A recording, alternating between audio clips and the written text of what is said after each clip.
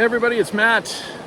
Another quick adventure this weekend. So last weekend I just bailed out on a Sunday afternoon and went up the middle fork of the Boise River and found a great spot. Really loved it. And last summer, my father-in-law and I had ridden motorcycles all the way up the Middle Fork Road and then came over to the North Fork of the Boise. And the North Fork is beautiful and majestic as well, so I decided to run up here again this Sunday. So it's a Sunday evening. I've been working on the farm all weekend. It's been really busy. Finally, the weather's good enough to start getting some weeds knocked down and sprayed and stuff like that. But I was able to get out of there at about 3 o'clock this afternoon and went up through Idaho City and then over to the North Fork of the Boise and just found a campsite. I'll show that to you here in a minute. But behind me, you're seeing the North Fork of the Boise, heading down towards Arrow Rock Reservoir here in about 30-40 miles, whatever that is. And man, what a beautiful spot. I'll turn this camera around and kind of show you around a little bit. But gorgeous spot. A lot different than where I camped last weekend on the Middle Fork. On the Middle Fork, I was still pretty low, so I got into some pine trees and some stuff like that. But there was just these really lush green hillsides. It made me think of what Ireland must look like. Of course, in Idaho, you know, we have that for maybe a month and then it starts to dry out. But a lot of grass, less trees. But I'm up higher today and there's actually some snow around still and mostly just forest where I'm at. Not a whole lot of grass, not a whole lot of meadows. But there's a little grassy spot where I found my campsite, which I'll show you here in a sec. All right, just a quick look at where I'm at. You can see I'm not too far off of these mountain peaks where there's still got snow, and there's actually snow down in some of the areas that haven't been getting sun on the road where I'm at. And it's just gorgeous here. So right on the North Fork of the Boise River, and have it all to myself again because I came up on a Sunday. But I will say there's more people camped up here on the North Fork than I saw on the Middle Fork last weekend when I took off. And part of the reason for that might be that this is more remote. So people who want to come in and spend more time might come here and they avoid the Middle Fork, which gets overrun on the weekends. And that was certainly true when I was driving in there last weekend, as you all saw in the video, that there was a lot of people coming out. But man, how gorgeous is it up here right now on the North Fork of the Boise River? Absolutely gorgeous. River flows are good right now. They're going to diminish over the summer as we're low on water, so we'll see how that all works out.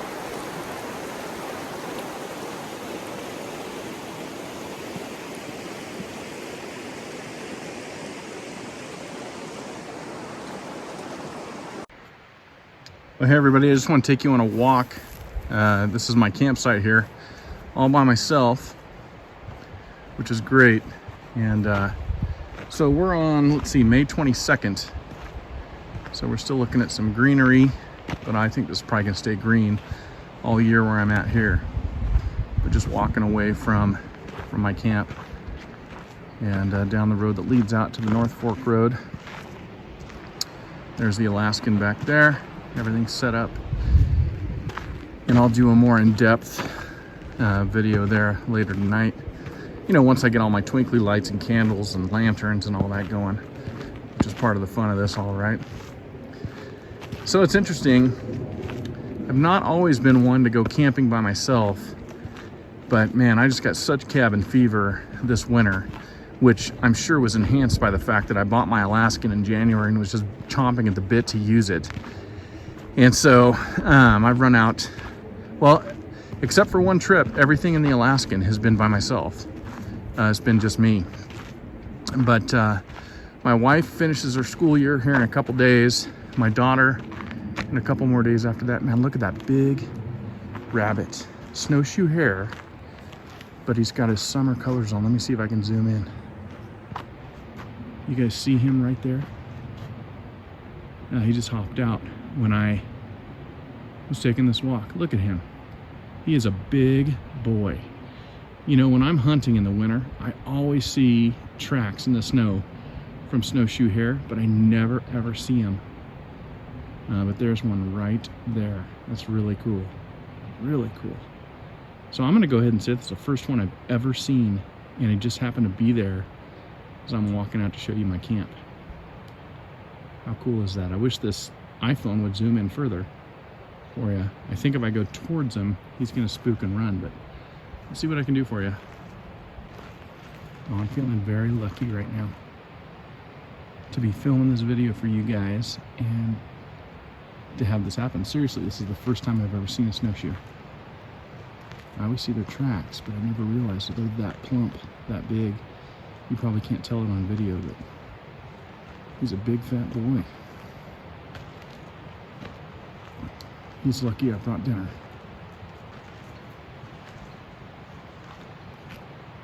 Oh, that's awesome. Any of you are welcome to correct me in the comments and tell me what kind of rabbit this actually is if it's not a snowshoe hare. I just don't know what else would be up here at this elevation. I just can't imagine. Look at those white feet, those big ears. He is awesome. There he goes. Now you guys all saw him run.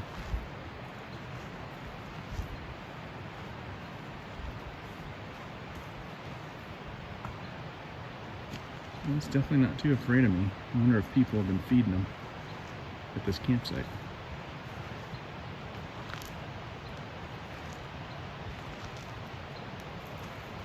So cool. All right, so he's still back over there, but I'm gonna leave him alone and take you back on my walk. So man, here's another good spot. This is a really good spot right here. I didn't see when I was driving in. The fire ring is much better than mine, although I'm gonna have a fine fire and it's not gonna make a difference to me. But what a cool spot in here. All just dispersed, undeveloped campsites. You can probably see, you can't really see. Back in there is the caravan. But I'm completely alone. I'll tell you what, we're getting so many people in and around the Boise, Idaho area, which my farm is only 15, 16 miles from downtown Boise, which is an interesting thing. Maybe I'll talk about in another video, but I can ride my bicycle to downtown Boise from my farm where I raise cattle pretty darn easy, which I think I should not take for granted. That's a pretty rare deal. But we're getting so many people. So with the way I get to lead my life and being able to run up here on a Sunday and get away from folks, it's just fantastic. Very, very happy with the ability to do that. I don't know the name of that peak. I wish I did. All right, you guys, well, that was exciting. I did not expect to find that snowshoe hare out there, but here's the North Fork Road. Absolutely gorgeous up here. And just thrilled. I should give a shout out to my wife for letting me do this. Because I get up at 5 in the morning every morning to bottle feed goats with my daughter, and she's gonna have to do it tomorrow because I'm gone. And it is just beautiful up here. So pumped. Look at that. I will say that at least for this moment in time, the road last weekend coming into the Middle Fork was nicer than this road. On the slopes coming in, the road was good, but on the flat spots, man, tons of potholes. So worried about my Alaskan. All right, I'll be back with a briefing from my camp later. All right, you guys, so this is my Coleman 275. I bought it in a farm auction. The farmer had this lantern, and I looked it up on eBay and figured what I could sell it for, and bought it for about a third of what I could sell it for. So I thought, okay, perfect. I'll turn around and resell it, and I'll make a little profit here on this auction, because I bought a welding table and other stuff at that too that I intended to keep. But I just can't get myself to part with this thing. I like it. It's a retro, old school lantern, and I really like it. I like burning the gas versus the propane. And so my great profit idea went right out the window. But I'm going to get it going. It's got a little quirk. I need to maybe rebuild it and fix some seals. I'll show you what happens when I start it and why I've got to just walk away from it for a minute. And then once it gets going, it provides nice light around the camp at night.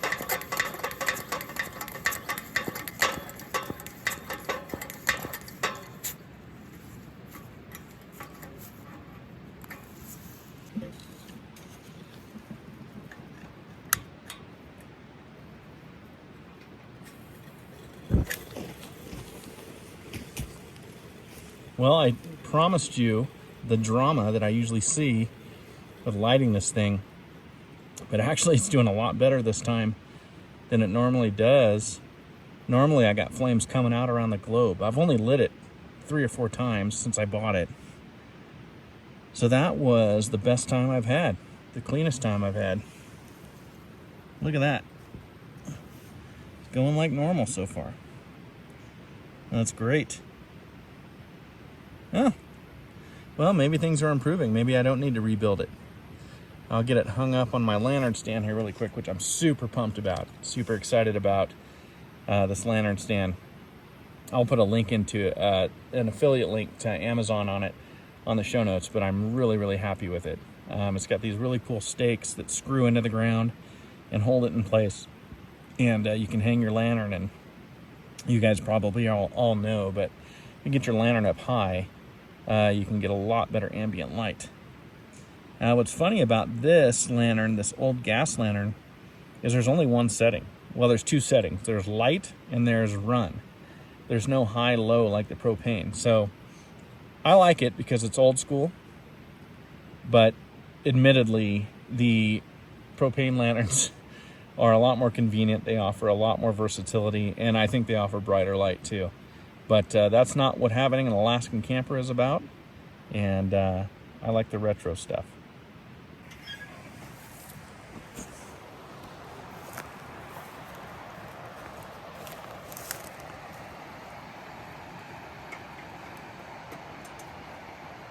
All right, so it just hangs right in there. And this lantern holder, this lantern's heavy, especially when you get all the gas in there. But the lantern holder does good. It's got stakes that screw into the ground.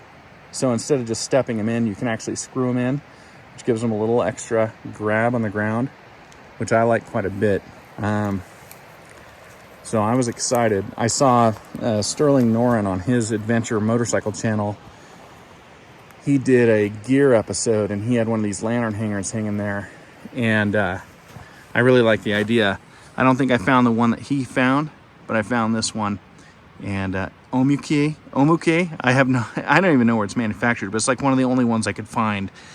But man, it works good. I'm really happy with it. Excited about it.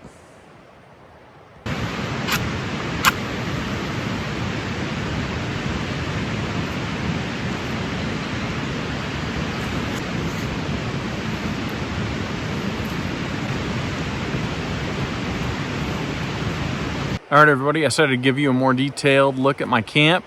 Camp is all set up. Dinner is on the stove. I got the heat going in there. It's chilly tonight.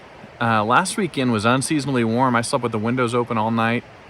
Stayed outside all night. I just had a campfire for ambiance and stayed in short sleeve shirt. But tonight I got a sweater on already, and I got the heat going in the camper, which is wonderful. And I got clam chowder going on the stove. And I got all my twinkly lights set up here at the camp. I got my candles burning. And we got a campfire going, which is taking off now finally. Lantern is burning behind me, and the sound of the river will lull me to sleep tonight, which I am very excited about. But man, how awesome is getting this Alaskan camper. I paid $3,800 for this camper. I am telling you right now, I could live in this thing full time. I swear, I could do it. What a great investment. What a great deal. It is not going to be that way forever, everybody. I do not sell Alaskan campers. I have no stake in the price of these things going up, but they're going to go up. I can see it happening. They're going to get popular. They're going to get trendy, and these things are going to go up. If you've been thinking about it, I thought about it for years and finally did it. I don't know why it took me so long, but if you've been thinking about it and you're wondering whether or not to do it, go ahead and do it, because I think you're going to get your money right back out of it. Let's say you hate it, you don't like it, which I think is impossible, but you think you don't like it, it's not what you want to do, you'll get your money right back out of it. These things are going to go up in value, and they are a great deal right now. You can find one on the used market. This one, I've had to do next to nothing to it, and it is in great condition, totally usable. $3,800. Throw it on the back of my truck and I'm good to go. I did put jacks on it. I did put mounts on it. So that was a little additional expense. But Still, I'm only into it, what, 5,000 bucks at that point. It is a great camper. I'm so excited. All right, guys, thanks for being here. All right, you guys, I got some of Albertson's finest clam chowder cooking. In addition, I added extra clams, which I think is the key to good store-bought clam chowder. That is warming up for dinner. And on my way up the mountain, I stopped in Idaho City at Trudy's, and I got myself a miniature blackberry pie for dessert. Very excited. I don't know why they started making those miniatures rather than just full pies, but I'm sure it's going to be delicious because Trudy's pies are absolutely delicious. So dinner will be ready shortly.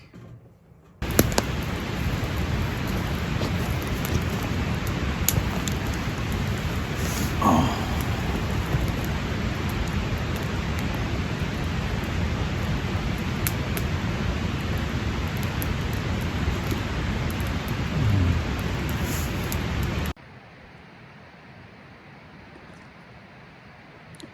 Morning, everybody.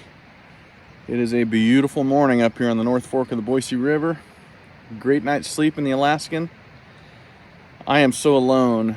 It is unbelievable. You know, for years now, my camping season has not been extended because I was just camping out of a tent, which is great. And so I'd wait till it got warmer, and I'd go with my wife and my daughter, and I had to wait for them to get done with school. And man, coming up camping on weekends or even during summer break is just a constant barrage of side-by-sides and motorcycles and ATVs back and forth, up and down the road, up and down the road, up and down the road. And I get it. You come up here to cut loose, have a good time, and use your equipment. It's fine with me. But being up here waking up on a Monday morning before school is out, it's beautiful weather. There's no reason not to be up here. It'd have been fine in a tent too. But there's nobody up here. I think one vehicle is driven by today. My campsite's a good 200 yards off of the road. I think one vehicle's gone by all morning, and there is nobody up here, and there is none of that zoom going on. And it is a nice, super nice alternative to that, to get up here and have peace and quiet and solitude, which is getting harder and harder to find where I live all the time, which is unfortunate.